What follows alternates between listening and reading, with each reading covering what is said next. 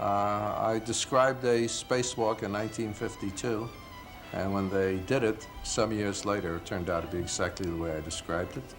That the most impressive entrepreneurs and innovators I met weren't only inspired by success, money, fame, power. They were very inspired by science fiction. It wasn't very difficult. The whole point of what I've done in my work with S3 is I'm like, it's not as hard as you think. Like, I described pocket computers in 1950, got the appearance exactly right. Storytelling is the most important skill an engineer can have, because before you have a drawing or before you go build the thing, you have to tell someone what it is, how to build it, and why to build it. I talked about space stations, getting energy down to Earth in 1940, and got that almost right. I put it in Mercury's orbit instead of Moon's orbit to get it closer to the sun. Maybe someday we'll do that. I predicted there'd be opposition to the space race, and there was. If you're convincing someone to work for you, you're telling them a story. If you're convincing an investor to give you money, that's a story. You yourself, and whether or not people want to interact with you, give you money, work for you, or partner with you, it's because of your story that drives the interaction. Yeah. So, but these are little things. I never tried to predict. I just tried to write stories that would sell so I could pay my way through college. The only way that the future gets built is when someone in the past told a story about what it would look like, and when other people go and build it. So, Hey Jason, how are you doing? Well, I'm good. How are you? Nice to be speaking with you. yeah, same here. I've been looking forward to this for such a long time, and I'm so glad that we finally got the chance to do this. Before we get into the other stuff that we sort of have planned out, let's start with who is Jason? Who are you? Who am I? My name is Jason Carman. I'm a filmmaker based in San Francisco, California, and I'm making movies about science, technology, and science fiction. There's so much to cover here. Let's start with the story, like the story behind the story. We call it that. How it came into being. Yeah, how to come to being. Yeah, I mean, I've always wanted to make science fiction movies, or just like fiction movies, since I was a little kid. I've always loved Star Wars, Pirates of the Caribbean, these sort of big classic blockbuster movies, and always had an interest in technology too. But I wanted to figure out how to make movies in a way that wasn't just part of the normal Hollywood system, I guess, because I felt like it was had a lot of issues. Budgets that overrun, artists that don't get treated well. I mean, I wanted to be a visual effects artist originally, and they made a movie called The Life of Pi, which was done by Rhythm and Hughes, really great visual effects studio, and they won Oscars for the movie, and then they had 11 days of money in their bank account after winning these Oscars, because the studios wouldn't pay the overages on the fee for the movie that won them Oscars. So this is really sad to me, and this general treatment of visual effects artists and stuff was not something I liked. I really just wanted to be a visual effects artist originally, and got some technical experience in that. And then I ended up basically trying to figure out a way to make a short film to prove that I could be trusted to make a feature film one day. And then I worked in the video game industry. I worked in the music industry. And then I wound up at a company called Astranis that was making small geostationary satellites to connect people to internet affordably. And I ended up there because I had an offer to go work at this amazing ad agency, Shy at Day. I really wanted to go do that. But then I had always been interested in technology, and I didn't go to college. Everything I learned about filmmaking, I learned through the internet. And when I learned that billions of people don't have internet access, let alone affordable internet access, I was really passionate about the Astranis mission. And it was this unique opportunity to be the only person in a 400-person company that's job was to do the storytelling for the company. Everyone else was an engineer and a rocket scientist. And so I realized this was a really unique opportunity, and that it might not come ever again, something like that. And so for the first time in my 13 years of really wanting to make movies, I told myself I would be okay if I stopped, and if I kind of gave myself a break to see, maybe I kind of close my eyes and forget about filmmaking, and I end up doing something in technology instead. And I would be okay with that if I did that. So about a year goes by, I get to film rocket launches, I get to travel all around the world and see the impact of technology on real lives. Um, and the biggest thing I realized was that my colleagues, who are all very smart people, um, aren't as smart as I thought. And what I mean by that is like, and this is true of everyone at a deep technology company. I just assumed these people were like truly geniuses that I could never have any ever hold a candle to. Just like I'm not a math guy, I'm not a science guy, I'm not a space guy naturally. And then I learned Mhm. like, oh, there's very little that at most deep tech companies you couldn't do without 6 months of study after getting, a high school degree. That was really, really motivating to me. And it sort of made me realize that, oh wow, like my whole life is I don't want to say a lie, but I had a different view of what my possibilities were because I didn't know that I really could have done anything I wanted to with space or science or technology. And so I wanted to go and find other companies to see if this is true and kind of profile them and see if like this same story held up. And so I started S3, Saturday Startup Stories, where I would go around and film little documentaries about different companies I did it for a year straight every week. Um, and got a little bit of a following from it. And by the end of that time, I realized, oh my God, we're in this crisis where most people our age don't have any clue that you can go and do these extraordinary things or be part of these really incredible world-changing organizations, whether they're startups, um, research groups, you name it.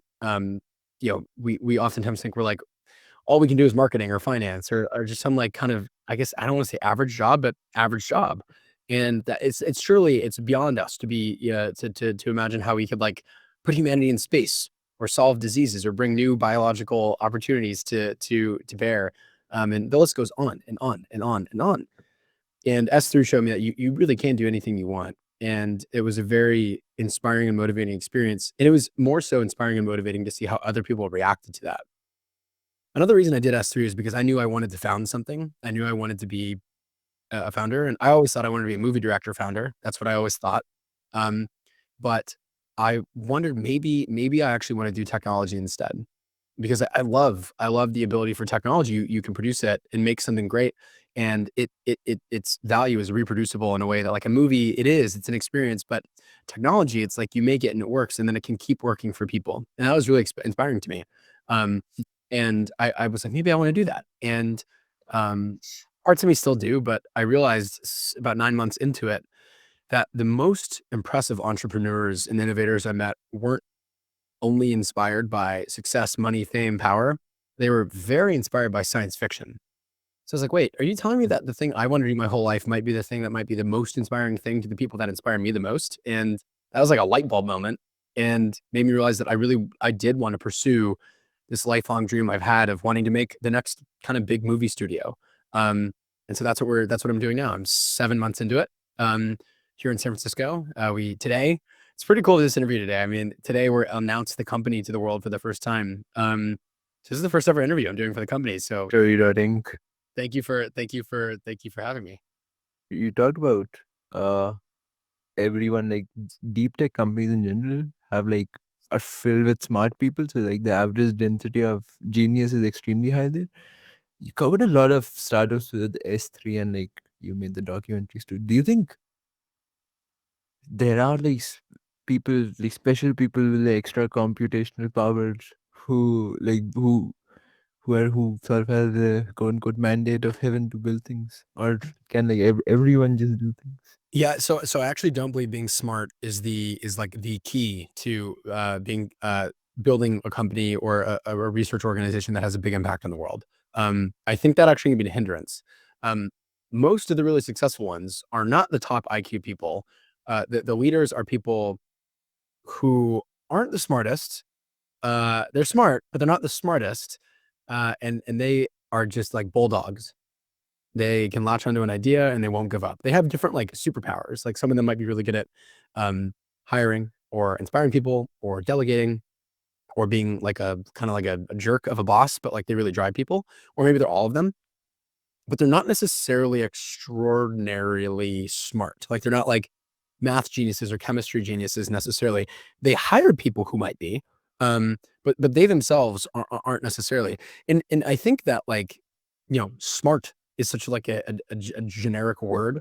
Like the kind of smart, like it's interesting. Most of these really smart, like we're talking about high IQ, like multi PhD or just like really high specificity knowledge people who work at these deep tech companies, they're more impressed by their like bosses and CEO leaders, some of them who have this business acumen or this ability to raise capital, hire people, tell an inspiring story than they have. And I think it's interesting because some people, it's like, to me, that is easier in some ways, I guess, than being like a really smart chemistry nerd. But to the chemistry nerd, doing the CEO kind of stuff is harder too.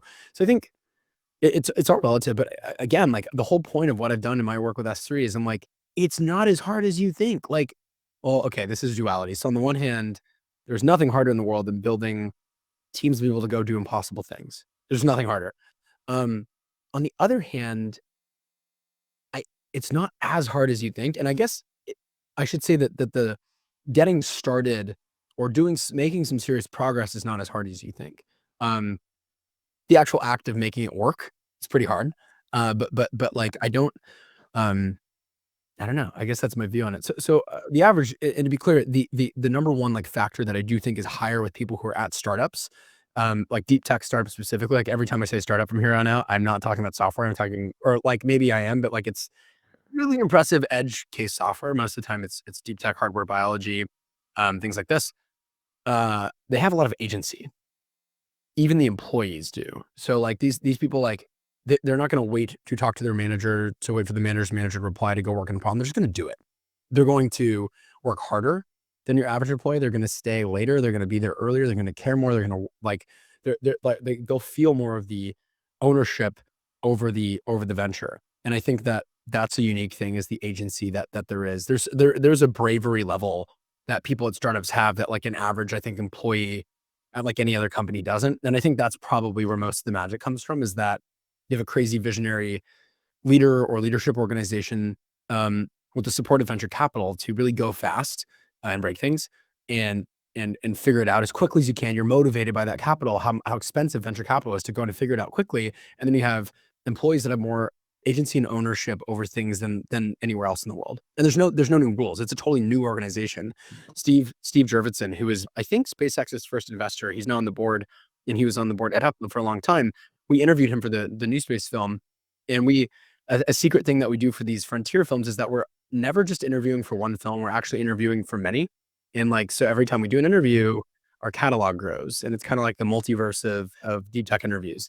And something Steve talked about a lot is he does not believe innovation can ever happen inside of a big organization. It can only happen in new organizations, which is like interesting because you think about like a Bell Labs, and like they kind of proved that wrong. But you could argue Bell Labs was a new organization, and within it had new organizations, whatever. But I think he has a better wording for it than I do.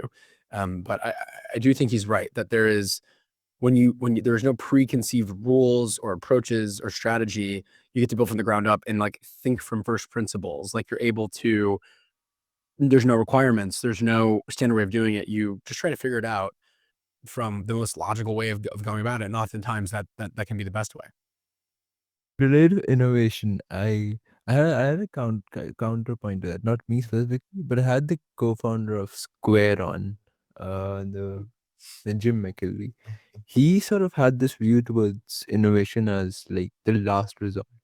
Like till the time you can do things with the pre-existing knowledge that there is, you shouldn't push a lot towards innovation. Sure. Innovation is like when you've ran out of all the previous knowledge that exists and you have to create it. Would you agree with that? I think it's that, or that its innovation is unexpected. I think innovation can be three things. It can be solving a problem that doesn't have a good solution. So like what you're saying, where there's no other way to do it, so you want to do it better.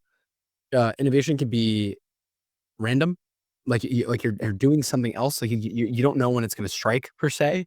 And then there's the third kind, which is you have a vision for the future that is unreasonable, and there's no clear way to get there, or any logical way to get there, and you innovate to get there. That's the most exciting kind to me. Um, the first and second one, because it's like, which the first one really is a subset of the second one, or it can be, but like that's like what like the Elon Musks of the world have done, where they have this ridiculous vision and they back solve and move heaven and earth and do a lot to get there. And I think to me, I like that style because it's deterministic and it's repeatable. Like you can do it. And I think that's why I get so excited and is when I think about like, oh wow, like yeah, like anyone can do that. That's pretty cool. What role does like storytelling play in the third case of innovation? Yeah. It's really interesting, and it's like it's hard. I've heard so many founders, like, talk their talk that, like, I'm about to talk my talk, and it sounds like kind of just shop talk, but it's not, I swear. Um, yeah, one thing I learned doing S3 was that most of the founders I'd meet would tell me the one thing that they under indexed on the most was storytelling, that they felt like they wish they didn't, like, um, do it well enough or they wanted to do it better, and one founder in particular, Brad Hartwig of Arbor, said, storytelling is the most important skill an engineer can have because before you have a drawing or before you go build the thing, you have to tell someone what it is, how to build it, and why to build it. That's a very literal example of like, um, at the end of the day, like deep tech founders or just people in general are just storytellers. It's like if you're convincing someone to work for you, you're telling them a story. If you're convincing an investor to give you money, that's a story. You yourself and whether or not people want to interact with you, give you money, work for you, or partner with you, it's because of your story that like is drives the interaction, right? And so storytelling is incredibly important. It's important for the vision. It's also important like internally. Like what's the story you're telling yourself to do what you're doing? So yeah, it's like I mean, my company is named Stories, so I'm quite biased towards this idea of like I believe storytelling is very freaking important. And I mean, I'll take it so extreme.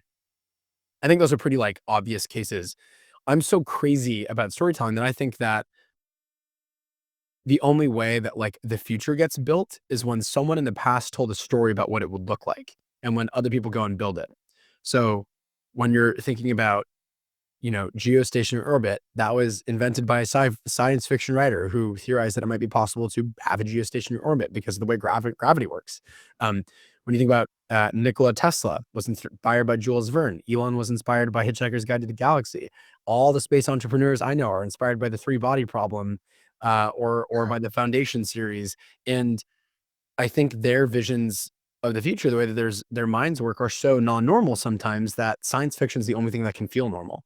Um, and I think that's the power of storytelling. It's what we believe at Story Company is that if we tell stories about the future, there's a pretty in like they go quite viral, but I don't mean viral in the internet sense. I mean like a bacteria or like a disease where it can go viral and like really get in the minds of everyone. I believe that like that's the most likely like highest leverage way to control the future is by telling stories about it.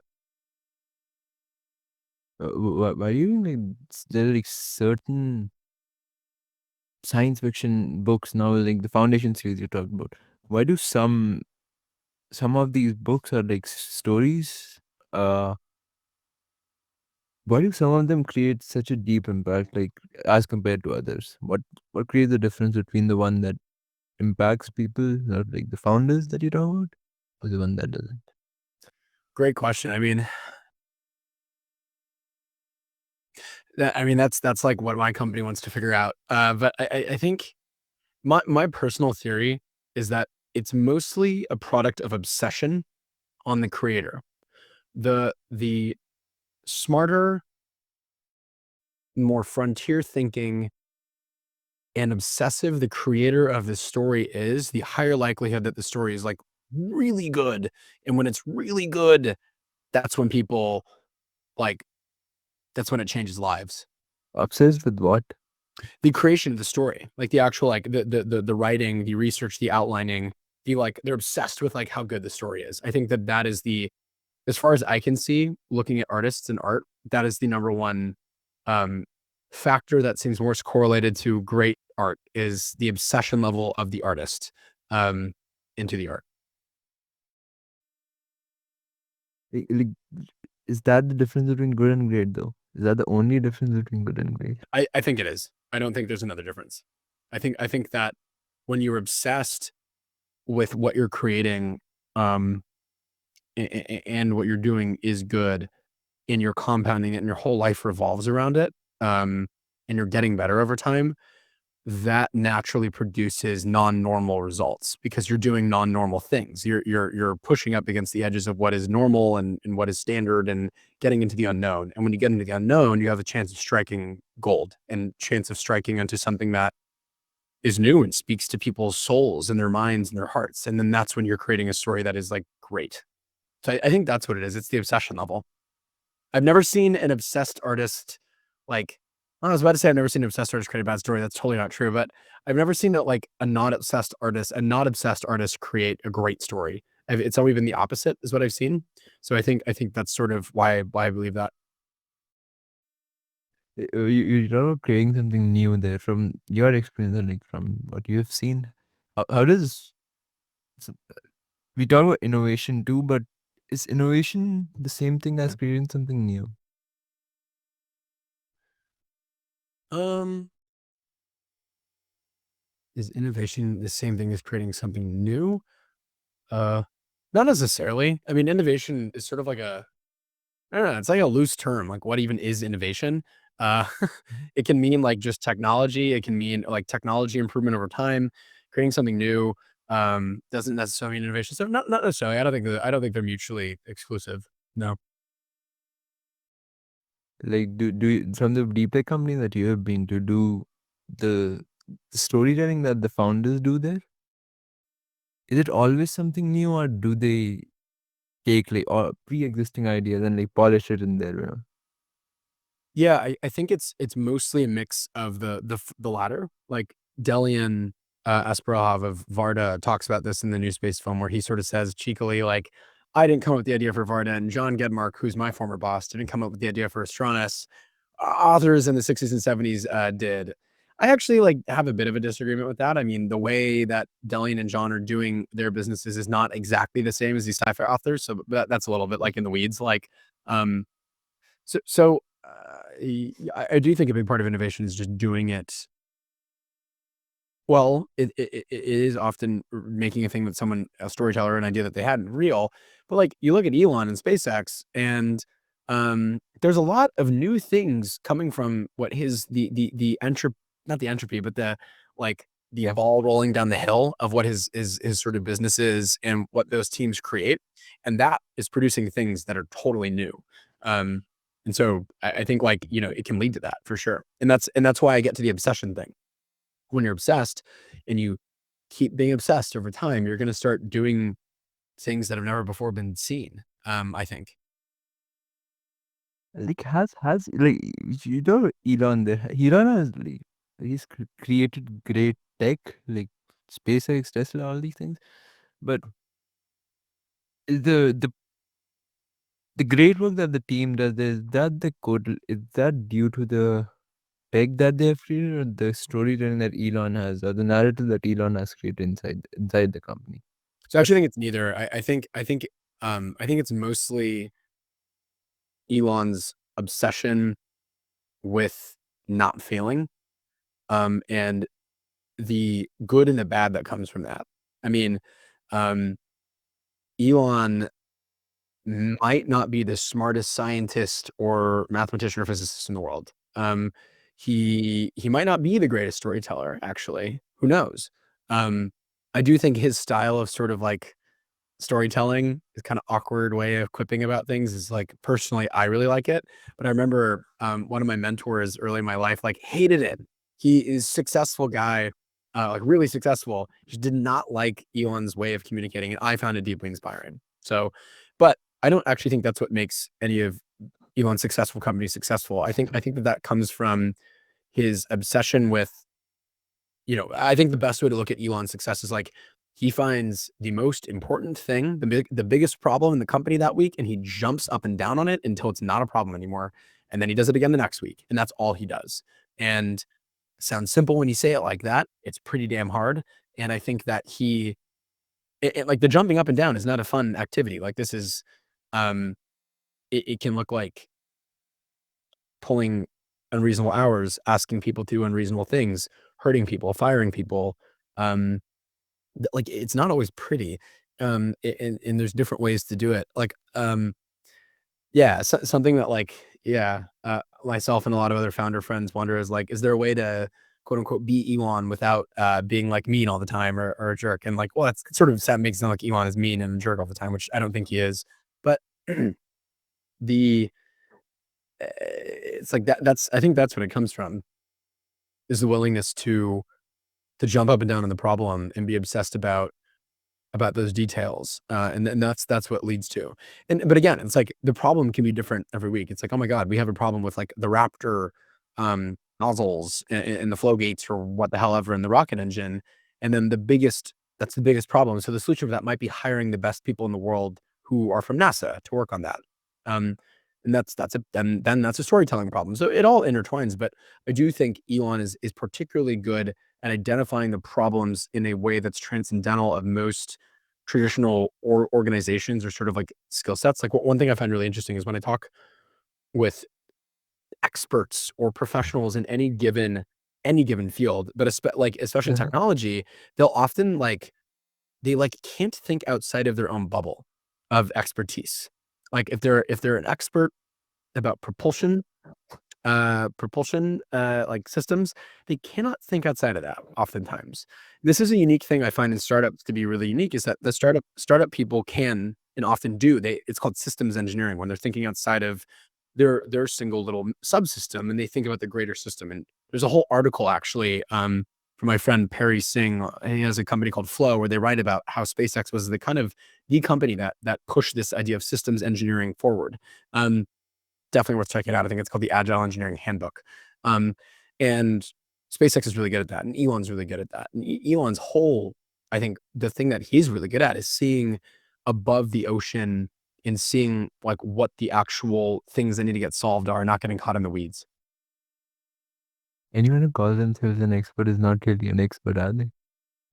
I don't know about that actually. I disagree. It's like there's totally experts in the world, and I don't know. It's like, yes, there's totally experts. Like, are you kidding me? Like someone that's like a expert about um propulsion systems is definitely a propulsion systems expert, unless they're like, but yeah. So I think there are experts. Maybe when you get in the world of gurus of like self-help and business, that's not true. But like in the world of real science and atoms, there are experts. But if you think about it, if someone is an expert in the field, they probably push the boundaries of it, and then you push the boundaries of something, you push your own curiosity to produce new knowledge, and you know there's something missing. So would you call yourself an expert still? Yeah, like expert, innovator, obsessed person, autist, all good names. Why do you think like that? You talk about agency too, like this in deep tech companies that yeah, engineers have a lot of agency, and like in SpaceX too, like people are devoted to the work. That like Elon has sort of created a narrative. But he might be mean, he might be rude or anything. But why are they so devoted with the work that they're doing? That's a good question. At SpaceX or in general?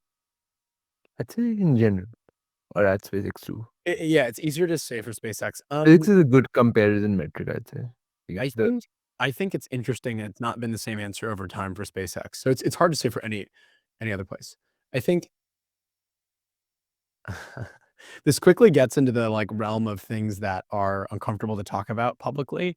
That I think like I always think like conversation about Elon that other founders or innovators have is really interesting, because like what they say online, I don't necessarily think is what they really believe, or they're lying to themselves about the realities of like what makes Elon Elon, so to speak. Or you can fill in the blank with other great innovators or scientists too. yeah. But I think for SpaceX uniquely, SpaceX has become in the past really 8 to 10 years the place that if you are there, you're underpaid, but you are doing the best work in the world. And if you're there, you are working 100-hour weeks. Like, it's not only Elon that's doing that, it's an entire group of a few thousand people, only a few thousand people. And that engineering culture is just you're part of the best. Yeah. There is no better. It is the Apollo program of the 21st century. And Uh, um the people there, if you've ever talked to SpaceX employees, you very quickly understand why they're doing so goddamn well. They are demons. They are like just focused on their mission, and they are just obsessed. And I think that anyone that works at SpaceX, especially with the reputation working at SpaceX or an Elon company has, I think they like you get it. You know what you're signing up for. And it's something that I struggle with, like hiring for my company is like I want people that work that hard, and I want people that have that level of dedication. And finding that's tough, and building that muscle and determination in people is really hard. It's especially hard in yourself, I think. And but that's sort of the key. So I think that's a big part of it. Another big part of it is like I think at SpaceX people realize that their single contributions can have massive effects on the success of the program. And that's pretty motivating. Like for our new space movie, we interviewed Bridget Oakes, who's like a senior VP of engineering at Firefly Space, which was founded by an ex SpaceX person. And Bridget's entire she led was one of the key people at SpaceX that made. Oh God, I'm gonna butcher. I think the fuel triple point. I don't even know the physics of it. She talks about it in the film. You should go watch it and listen to it from her. But she talks about how this really, I think, triple point densification of the fuel. So you get more density out of the fuel you get more bang for your buck, essentially is how I understood it. And it's really hard. I don't know if it had been done before or it's really hard. And she feels so much ownership doing that. You can see it in the way she talks about it. And even though she isn't at SpaceX anymore, she's got this pride about what it was. And so I think that's where it comes from. It's interesting too, because it's like SpaceX is known in the industry of deep tech is like the burnout machine. It's known as the churn machine, where they've got this model down where they bring in great people and they work them to death and then they kick them out. Or they don't kick them out, but the people get tired and they kind of fizzle out. It's hard to say if that's a good model or not. On the one hand, it's kind of like the Navy SEALs of deep tech, where once you go through your buds, if SpaceX is buds, then you go on to be a Navy SEAL, and maybe it's not as hard as the training camp was, but if it ever gets that bad, you'll be ready to go. So you could argue on the one hand, SpaceX is doing a great service for the industry of deep tech because it's producing all these incredible people that had this hellish experience, but are now incredible engineers. On the other hand, how is that going to work long term? I think it'll work out okay, is my guess. But like another part of it too is it's something I've learned is you can talk a crazy talk about your vision. You're allowed to have a crazy vision if you set crazy goals and you're able to accomplish them. Sometimes, not even all the time. But if you're able to set these crazy cadences and these crazy goals and you could accomplish them, it's like crack for a team. They can't get enough of it. You can't get enough of it. Because it's it just feels like you're fighting against entropy and winning, and it's addictive. Is that the case at only SpaceX or other deep tech companies too? No, it's not the same. I mean, yeah, there's very few Not even close. Huh? Not even close. No, not even close. Nope. Sorry. I think there are probably a few. I'd have to look through S3 and look and pick the ones that do have it. There's very few. Very, very, very few. I mean, my own company doesn't even work that hard, and it kind of upsets me. I wish we worked harder. Well, I will say actually we have 4 employees. Actually, you know what? I take it back. We actually every single one of our employees I think does actually work that hard. So I take it back. But it's really hard to do, and it is it's a rare level of work ethic. There's definitely sprints. There's times when people might work all week or whatever, but a SpaceX level of intensity, I think, is pretty rare, from my experience. Yeah, but it's definitely not the same in every company. Um, it's also yeah, it's interesting. It gets complicated really quick. Yeah, but again, How do if you ask, you're asking you're asking not an engineer, right? So I'm someone from the outside in a way. But if you talk to other engineers about it, they're not going to be so glowing about the SpaceX work culture. They're not going to be so excited about it. They prefer to work at another company that might go on and do really great things, and they maybe have 3 hours more in their day to spend time with family and their kids and their dog, and that is really motivating too. So it's a question of what's the most effective way long term to build a company or to build a team and such. So I don't know. It depends. Yeah, it's not so binary, but that's the way SpaceX has done it. How do you use storytelling at Story? Let's start with that. How do you use storytelling at Story? I mean, hilariously enough, this is really honest, I guess, but I thought I was going to be a very like I thought of all the things I was gonna have to do as a CEO of a business. I thought I was gonna be like really, really, really good at inspiring people and setting a vision and knowing what to work on and like doing good all hands meetings. I thought I was gonna be like incredible at that and really bad at the finances and the operations. It's the total opposite. I am not inspiring anymore when I'm doing an all hands. I'm often really bad at inspiring people and in my own team. And yeah, it's been an interesting learning experience. And like right now I'm like, oh, this is a fun conversation. I feel good. I feel like in the groove, but normally I don't feel this way talking to my team or in an all hands meeting. And um I don't know. I think it's tough. I think I mostly tend to be I have, like, a pretty clear, like, honesty policy with my team of, like, I tell them things as it is, the good and the bad, and I tend to be pretty negative. I think my team will know that on them, but more so just on the outlook of the business, like, what we're working on and where we're going. And, like, I don't, like, spend a lot of time celebrating things that go well because I'm more focused on the things that aren't going well. And I think I can improve on that maybe, but, um so I definitely use storytelling though to remind people the team doesn't get to see what I get to see, where it's like I go on Twitter and every time I go on Twitter now, it's like a blessing. There's like a new tweet from someone saying how like our work has changed their lives.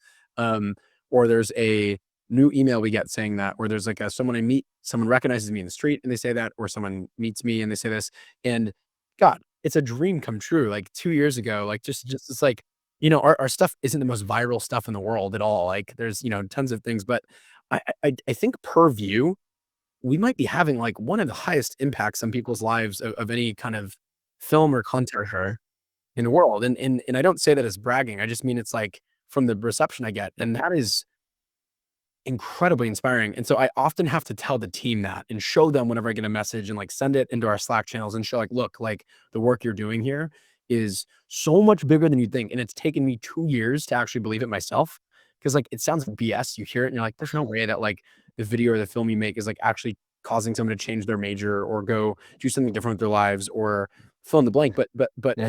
it is, I spend a lot of time trying to tell the team that, and well, it's cool now, we can actually talk about it, but, like, when we're in all hands, I'm kind of often reminding people like, "Hey, everything we're doing, whether it's field notes, frontier films, client work, partnered series or feature film, you name it, it's important, it matters, but it does not matter as much as getting a movie in theaters and taking our first swing on the bat of making a big box office hit. That is what our business is going to be about. Like our quote unquote re-landing a rocket is going to be having smash hit box office movies. And like I caveat the smash hit box office thing to say that like it's not only about the money. Like I do live by the Walt Disney quote of like I want to make more money to make more movies, but in my mind, if you have a big box office hit, it means you had a big impact in culture. Like if you got a $500 million return, that means 50 million people saw your movie. Um, and that's like a good thing. And so those are the kind of movies I want to make, movies that really impact everyone. And so I constantly remind the team that I'm like, all this stuff is really cool, but it's just slow momentum up until that big thing. And so I'm constantly storytelling to them, I guess, about that. But it's funny you say, like, I don't use storytelling very effectively in my own business. Isn't the team as driven as you are about the mission of the company? I think so, actually. I thank God. I mean, yes, I think every single person we have right now is as driven about the mission as I am, which is really cool. Right? We've worked with people in the past and contractors who haven't been, and like that's cool. And not everyone needs to be. Like, I don't think you need every single person there culturally obsessed with the mission. Um, It'll change over time, that's okay. But, like, everyone we have is obsessed with it, and that's really helpful. I mean, it's why, like, no, it's 9:10 right now. I'm the last person in the office, but normally I'm not. Like, normally, like, my chief of staff and producer, Maxie, is in here till, like, 11. She's back in here at 8 in the morning. Kevin, he's working from, like, 6 AM to, like, 2 AM. Like, they're demons too. Why are they so driven? Like you have your reasons. You've been into this since childhood. Do they share the same stories, or is it just obsession? Well, of course it's because I'm the most inspiring leader in the world. No. Technically Greatest storyteller. Kevin, Maxie, and Jeff have been making movies with me since we were little kids. So I guess we need to reveal this, but the current 5 or 6 employees we have, 3 of them I've been making movies with for over a decade. And this was our childhood dream. So So cool. it to them, it is like the childhood dream. And so that's a pretty natural inspiration point. But beyond that, there's that. They're also just naturally hard workers, and they too want to make a lot of money and want to like have a nice house and car and make movies for a living successfully without fear of bankruptcy. Um, and then they're also and then they are genuinely inspired by this mission of the work we do. And it doesn't, I mean, you join our studio and week 1, you might be doing some like random thing. And it's like kind of odd. It's like, oh, we're editing this like video of like someone's satellite. And then the next day we're doing a thing with a rocket. And then the next week, it's like last minute, you have to stay up all night. You're working on this crazy thing. And then the week after that thing comes out and it gets like a few 100,000 views or a retweet from some famous person or an email from a kid who decided to change their major. And that happens again and again and again. And when you're part of it and your work has that impact on people, that naturally starts to motivate you, especially because you start realizing, oh my God, like we sort of have, as a society, blinded ourselves to the possibility of human greatness. And that sounds like kind of weird, but like it's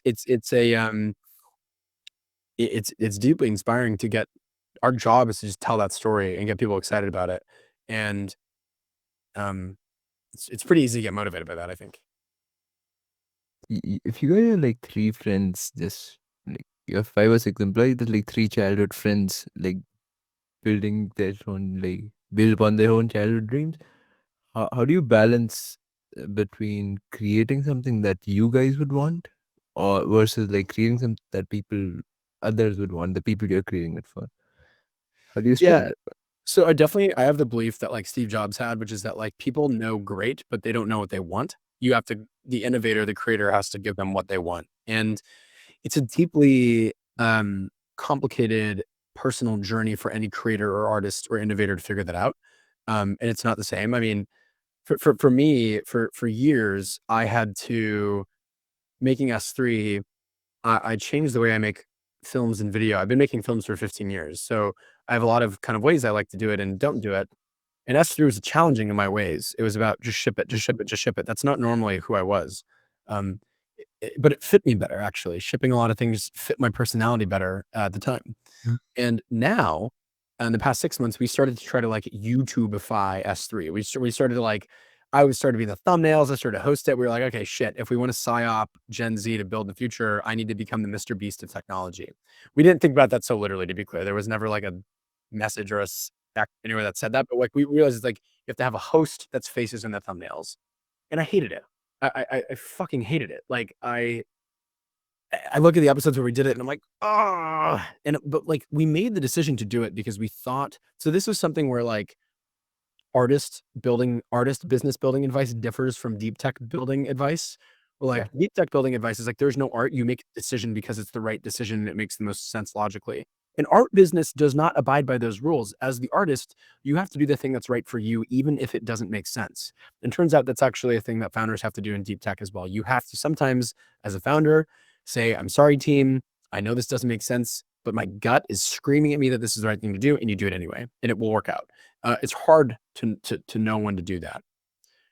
And for me, when I originally started S3, I wanted to create a cinematic, beautiful docu-series kind of a show. I didn't want to make something like what we ended up making, which was higher cadence and higher volume and go, go, go. I want to make something beautiful. And now it's taken me a year and a half to realize like, oh yeah, like people want that too, and I want that. And just remembering it's like, you got to make what you want to make. You got to make what you want to make. It's like, Y Combinator for software startups is like make something people want or something like that is the advice, which is maybe good advice for software, but for art, it's not. You need to make what you want to make deep down. And like, I think it's a rule of art. If you make something deep down that you really want to make, is like 99.999% certain that a lot of other people like it too. And that is counterintuitive, but it is the truth, I think. How did you like build your intuition? Good question. Wow. You're good at these, man. Um, I know. but you build your question skills. Uh, I wish I had a clean answer. I mean, it was really hard. I don't even know if I figured it out. Figure it out. I think, hmm,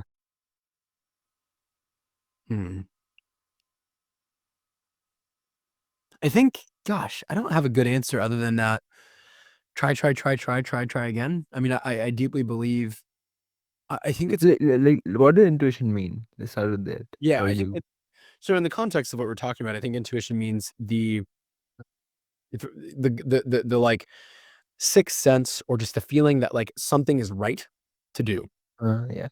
And that intuition, it's a little different. Like intuition can sometimes like sort of mean foresight, but and it's the same thing. Is it related to taste? Yeah, totally. I think it's totally related to taste. It's totally related to taste, confidence, these things. And um it's I don't I'm kind of still figuring it out for myself. I don't know how clean of an answer I have other than that.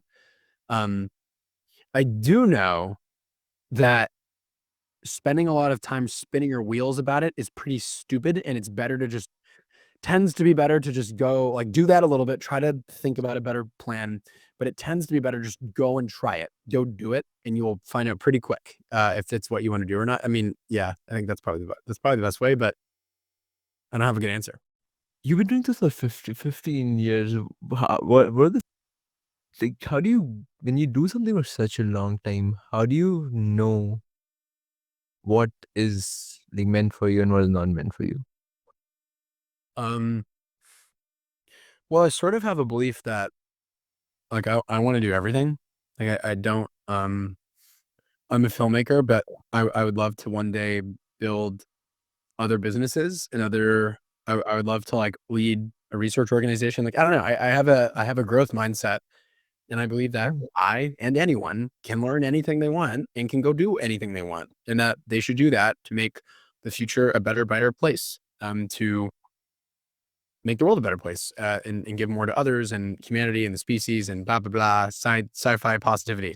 So I believe that, like, that's my religion, and, um, so I guess, like, for film, though, I sort of, like I mean, I sort of, like sometimes I'm like, "Man, is this the highest leverage thing I could be doing for humanity or whatever?" And and it might not be, but I realize, like, I'm really good at it now because I've been doing it for so long, and there's very few people who are as good as I am, and it's just because I spent this much time doing it, and so I might as well spend more time kinda doing it, and in realizing that, like, film I mean, it's interesting, like, every single person I think is going to have, like, reservations about whether their gift or their talent or their skill is actually the best one to have, like, like, some people look at the things that I do, and they're like, "Man, I'm a deep tech founder. Jason shows up to my, facility for 4 hours, films with me, leaves, gets, like, all the glory for it, and, like, gets all the attention, and then I'm back to, like, slaving away for 2 years before he comes back and makes another film about us. This sucks. And then on the other hand, I'm like, I'm not doing anything real. I'm just, like, recording people, and I wish I could be in the factory slaving away for 2 years. So it's like a weird, like it's always like the grass is greener on the other side kind of paradox, but I think for me, I fell into filmmaking.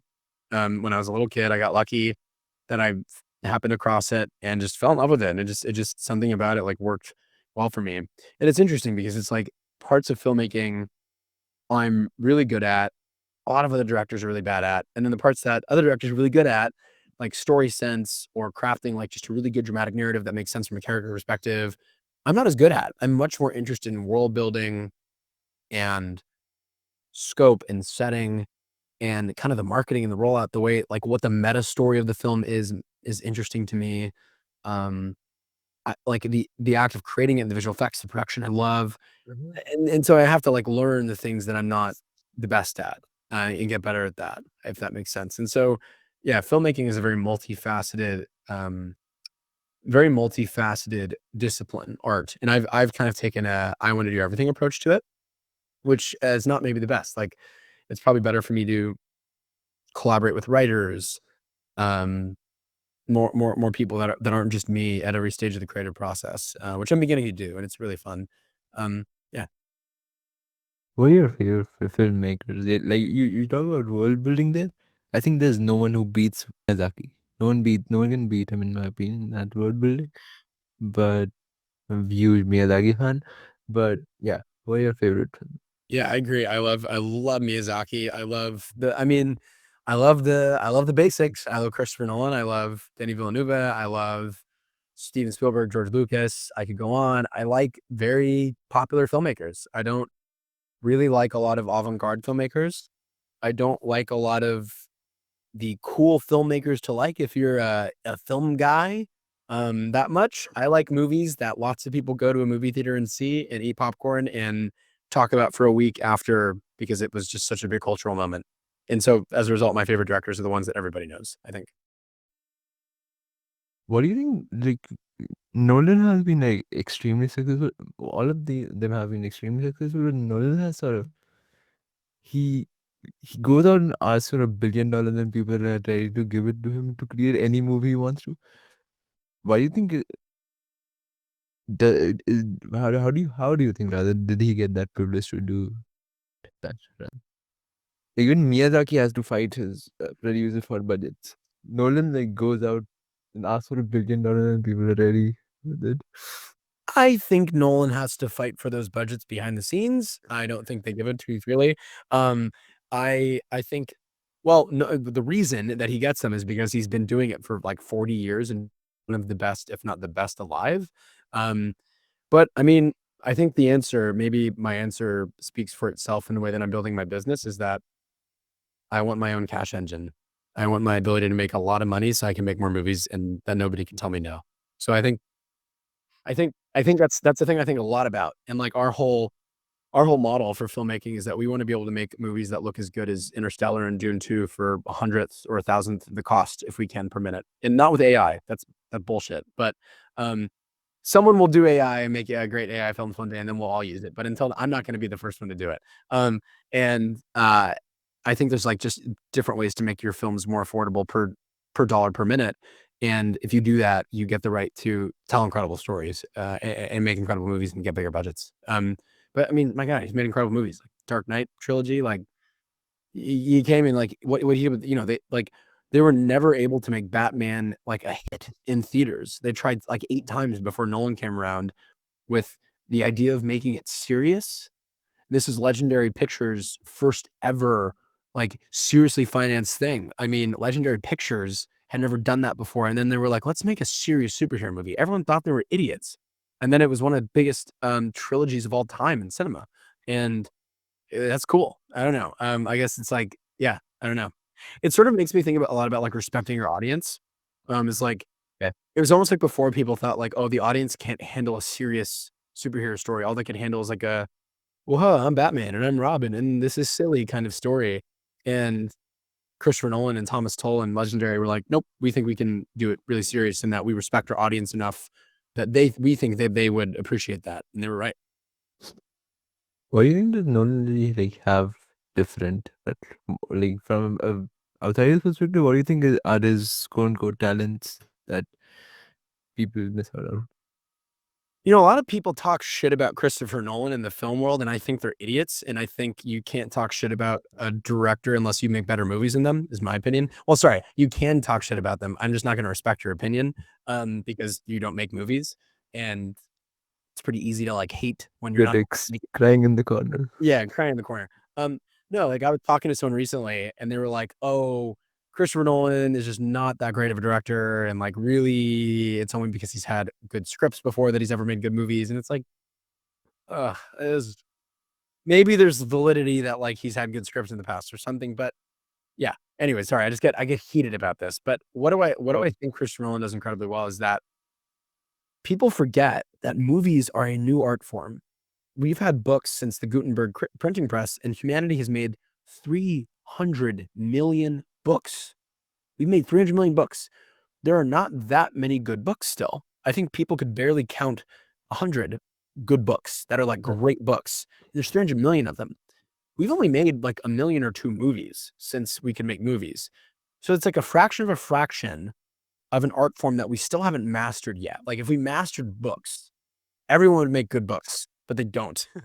And so I think the same is true of movies, but more so because film is the most, in my mind, film is the ultimate art form because it's visual, it can have text, it can have sound design, it can have music, it can have stage play, it can have like all these different kinds of artistry. And there's no one way to make a movie. It's a new art form and nobody knows how it actually works. Like a script document that defines how you make a movie is your lines, the character lines and the setting lines and the action lines. That's it.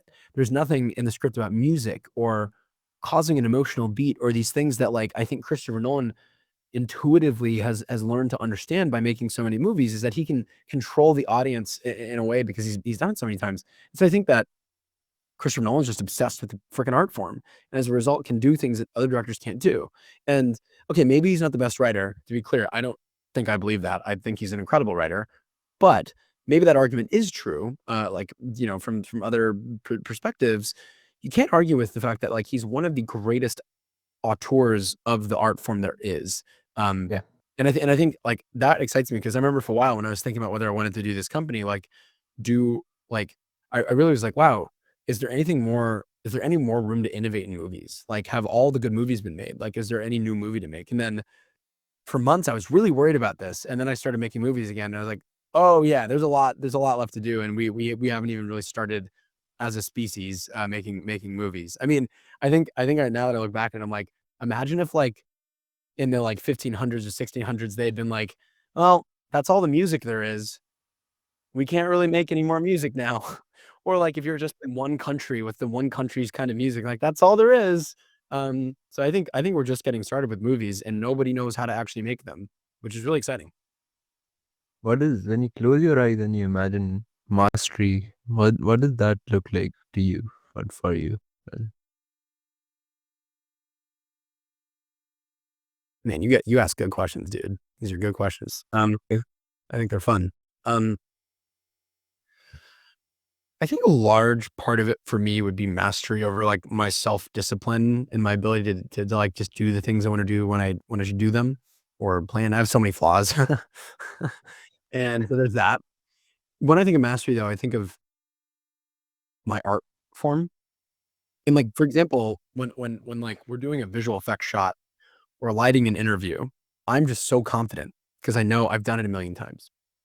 When I'm writing a tweet or a line in a movie or directing a scene, maybe even actually I feel pretty confident about that, or editing a scene in a narrative movie, I don't feel that way of mastery because I haven't done it a million times. So for me, having much more confidence over my art form and crafts would feel like mastery. Um, and also like I'm saying a bunch of shit for a guy that's never made a big hit movie. So who knows if I'm right? Like I think I'll feel like mastery once I have that first big, box office success, like and I think to me that would prove that other people liked the movie and that they agreed, like, "Hey, you did it. This is a good movie." And that I think would feel like success to me, and mastery is like and it wouldn't just be like, "Is it a hit?" It would be like, well, it was a hit and it changed culture. Like, some Mhm. movies I do not just wanna make like Fast and Furious 25 or even like a Lord of the Rings actually, I would totally do a Lord of the Rings adaptation or like a Star Wars number 20. Um, I I want I want to, like I want the films to, like, just really change people's lives and change the way that they see the world and culture. The way people talk about Interstellar, um, it's so funny, like, everyone when we did our premiere event last Friday, we had 300 people come, and we asked them, "Why do you wanna come see this movie? What's your favorite movie?"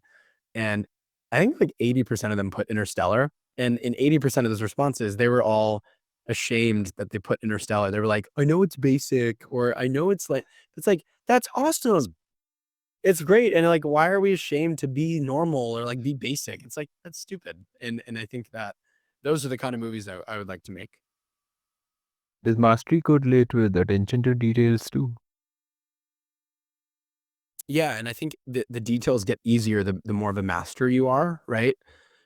Like like I don't think you have to maybe like I don't know. It's definitely related to attention to detail, for sure. I don't know if it gets easier or harder. I'm not sure about that. People criticize attention to detail a lot.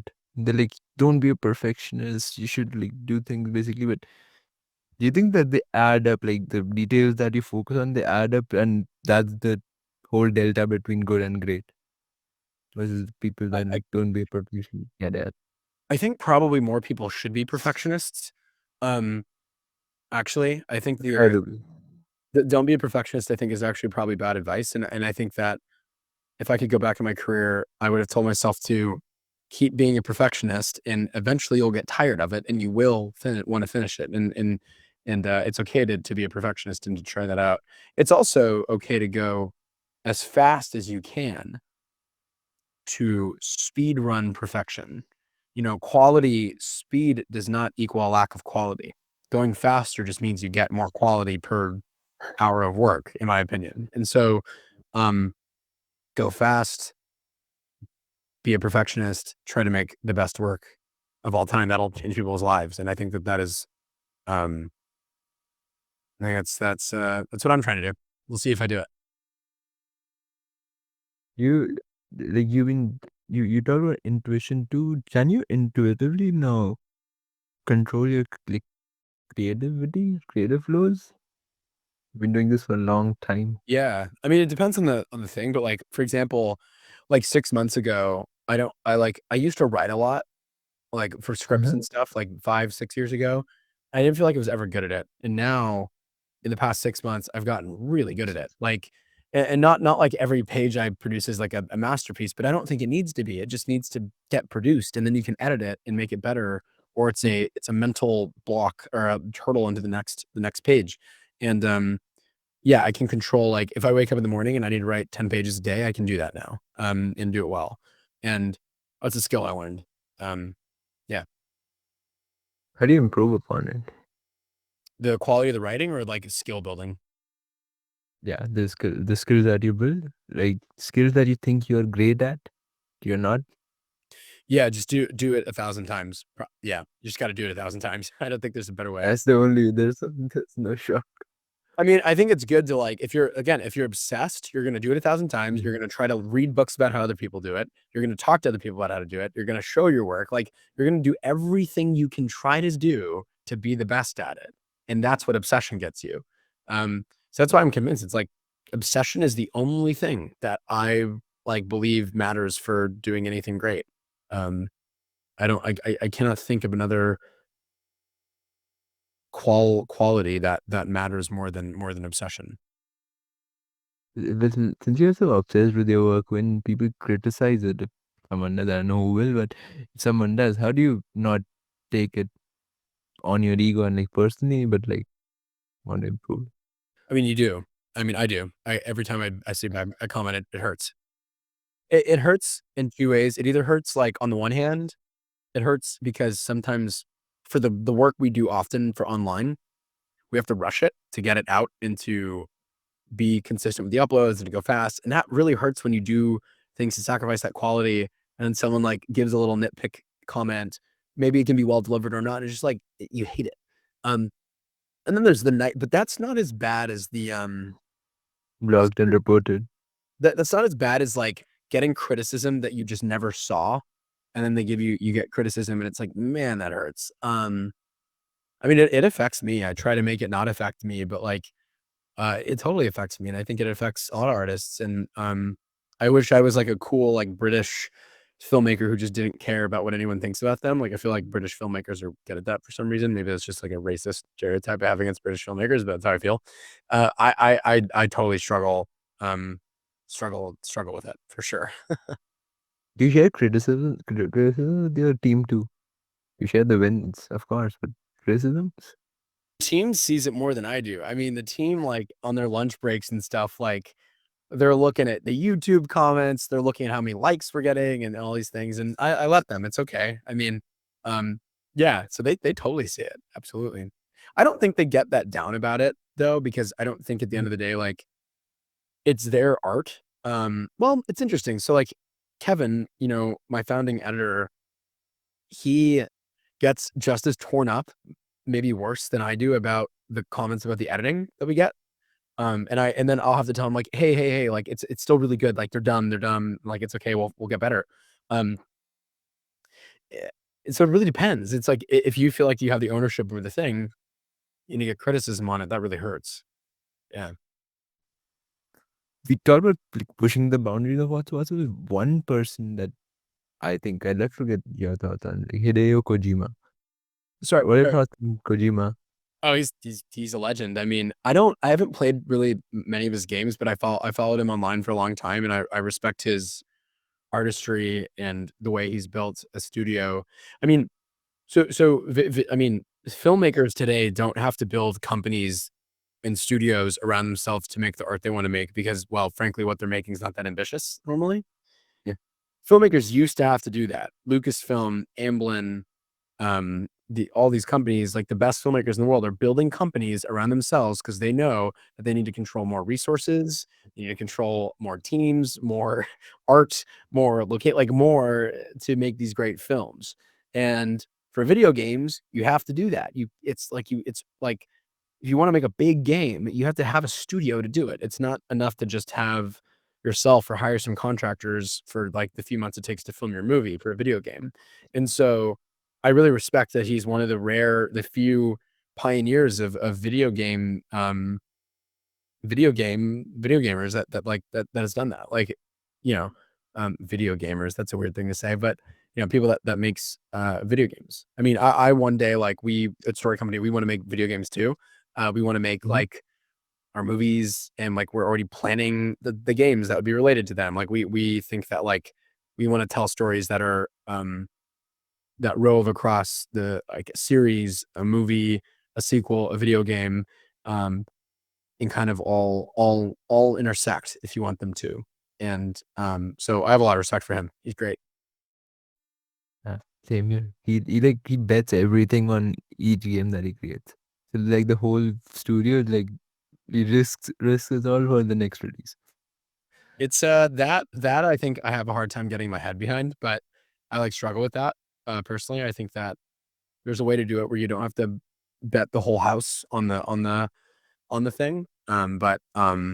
That's the way I do it, I guess. But it might be different with video games, the time horizons and the scale of Like he's very Oh, popular too. So he knows people will buy his game no matter like if he creates the worst game too, people will still buy it. that's true. So That's he's true, I suppose. probably yeah. One question I like end with like every time. So I've been into startups, VCs, like, all these things. There's 11. What do you think is one fact that will blow 11-year-old me mind? My mind or your mind? Hold on. Uh, what will blow your mind at 11? Let's do Okay. that. Okay. Um, geez. There's so many things. My God. Mhm. Um, I wouldn't have expected like how quickly my life has changed in just like a year or two. Is pretty mind-boggling. Like from Yeah. life before Astranis, I was literally broke, like no money, negative money actually, to Astranis, to S3 to now. And that's really just been, I think, 2 years. Yeah, just 2 years. And wow, things change fast. And it's interesting because I'm sort of the same person I've always been. I work a Mhm. lot. I'm passionate, and I'm a bit, obsessive in a bad way sometimes. But like it. It's a good Uh, thing. oh, for sure. But like it is crazy how quick things change. And so that's my point. Is that like I think it's very useful to think about the future. Plan for when things work. Like don't plan. Assume things will work. Plan for that. Optimism. Like well, it's not just the optimism, but it's like a rational optimism or like a planning for like you'll be surprised. You'll think like, oh, all I need is like $1 million, or all I need is like to quit my job. And it's like, no, no, no. Just assume that you're gonna and go even farther. Like assume that those things will work. That think beyond. Like, what are the new problems going to be, or the new sort of challenges or things you'll run into? And I think that's helpful. I don't know. I could go on. There's so many things to my 11-year-old self. If I could tell one thing to my 11-year-old self, it would just be just make short films. Don't do anything else. Just try to make the best short films before you turn 18. Uh, I wish I made a lot, but I didn't make a lot of good ones. I wish I had focused more on quality over quantity of the films I was making back then. Um, on the short film side because I make a lot of nonfiction stuff now, but I think nonfiction can be not quality the same way that fiction can. I think that's kind of okay. So Do you regret it? Do you like live with regrets or just move? Have you moved on? I think I live with regret for sure. I mean, yeah, I definitely do not think I'm like, oh, I don't have regrets. I totally have regrets, but like, I don't think they don't haunt me. I do think yeah, I think I'm like, You would have trouble sleeping. nope, I have trouble sleeping. I do have a lot of trouble sleeping here. Yeah, there you go. Sleeping is tough. I would pay like a pretty good amount of money for like a headband or something that could just like make me go to sleep easier. I'm like, God, that'd be awesome. There's an idea. I haven't slept for like 3 days. Oh, dude, yeah. Sleep. Okay, that's another thing I would tell my younger self. Get sleep. Sleep's really important, and learning how to do it when you're young is really important. Yeah. Don't let the insomnia take over. It's bad. It's bad. But yeah, awesome, dude. Thank you so much for doing this. I know it's pretty late there, so thank you for doing it at night. And um, I think that's it from my side. Anything you'd like to say? Thank you for. I just want to commend you for like lots of people have podcasts, right? But you reached out 2 years ago, and you reached out every 4 months, and you like maybe it wasn't 2 years ago, but it was a while ago, and you reached out consistently over time, and it like all I don't really care about the size of a podcast. I care about the quality of the hosts, the questions, and how long they're doing it. Like I'm not going to waste my time with someone who hasn't done something for not that much time, and I appreciate your dedication to what you're doing, the quality of what you're doing, and also how young you are. Like I believe age is irrelevant if you want to do great things, and it's awesome that you're doing something so ambitious and talking to people and looking to do something great with yourself. So hats off to you. Thanks for having me on. This was a lot of fun.